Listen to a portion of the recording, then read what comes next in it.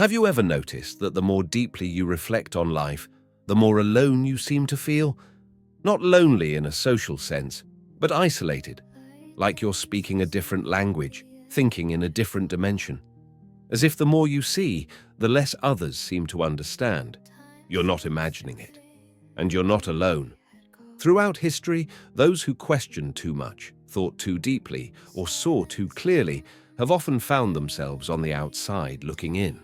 Not because their ideas were false, but because they made others uncomfortable. Why is this? Why do people who think deeply often feel disconnected from society? Let's explore. Most of us are comfortable around people who are stronger than us, richer than us, even more attractive than us. We might admire them, envy them, or try to emulate them, but we don't feel threatened in the same way we do around someone who thinks differently. And that's because intelligence isn't just an advantage, it's a mirror. Deep thinkers don't just share insights, they expose assumptions. They shine a light into places most people would rather keep in the dark. Psychologists call this the mirror effect. When someone around us displays deep, penetrating insight, we're forced to confront the limits of our own understanding, and most of the time, that confrontation feels uncomfortable. Here's the twist. Intelligence doesn't operate like other forms of status. You see, physical strength is external. Wealth can be measured. But intelligence, it's tied directly to how we see ourselves, our beliefs, our worldview. So when someone questions those things, not aggressively, but simply by thinking on a deeper level, it feels personal. Even if they say nothing, their very presence can make others feel inadequate. It's not arrogance, it's a side effect of clarity. And the more clearly you see, the more friction you create. Not because you're wrong, but because you're refusing to play along. There's a reason why history is filled with thinkers who were ignored, silenced, or even punished. Socrates was sentenced to death. Spinoza was excommunicated. Kierkegaard was mocked. Even in modern times, complex thinkers are often dismissed in favor of simpler, more palatable voices. And there's a reason for that too. Certainty is seductive. Complexity is tiring. In social settings, it's often not the most insightful person who gets attention, but the most confident one.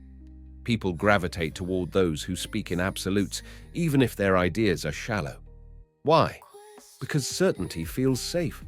Deep thought, on the other hand, introduces uncertainty. It challenges the status quo. It asks questions without easy answers. And in a world that craves comfort, that kind of thinking becomes threatening. Modern neuroscience even backs this up. Studies show that when people feel intellectually outmatched, their brains light up in the same way they would if they were facing a physical threat. The amygdala, our fear center, activates. Fight or flight kicks in.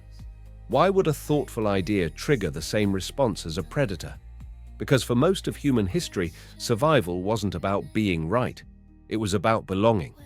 Our ancestors survived not by thinking differently, but by fitting in with the tribe. Being excluded meant vulnerability.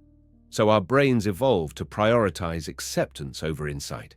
And deep thinkers, whether they mean to or not, disrupt the tribal harmony. They introduce friction. They raise questions. They highlight contradictions. And in doing so, they break the unspoken rules of social comfort. A fascinating study from Stanford found that people are far more open to deep thinkers one-on-one than in groups. In private, they're curious, open-minded, reflective. But in social groups, where reputation and comparison come into play, the same deep ideas become threatening. Why? Because when status is on the line, people don't want to look unsure.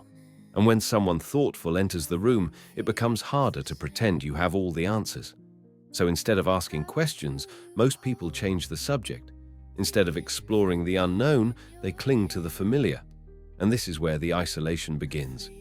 It's not that deep thinkers don't want connection, it's that the conversations they crave about meaning, ethics, mortality, the human condition, don't always land in a world driven by convenience, consumption, and comfort.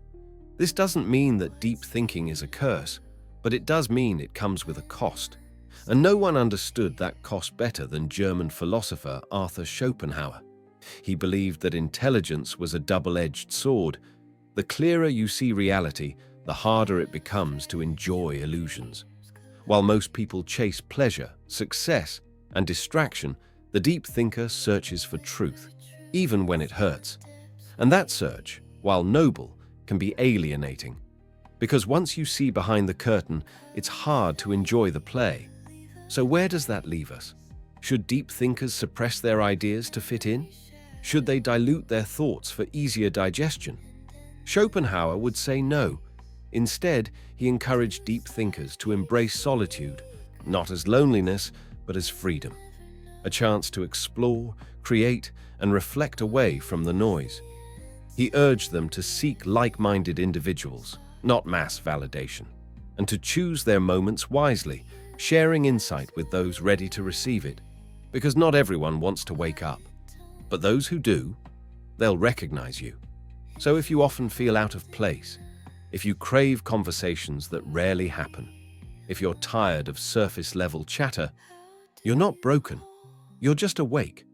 And while the path of a deep thinker may be quiet, it's also meaningful. Because in a world that often chooses illusion, choosing to see clearly is an act of courage.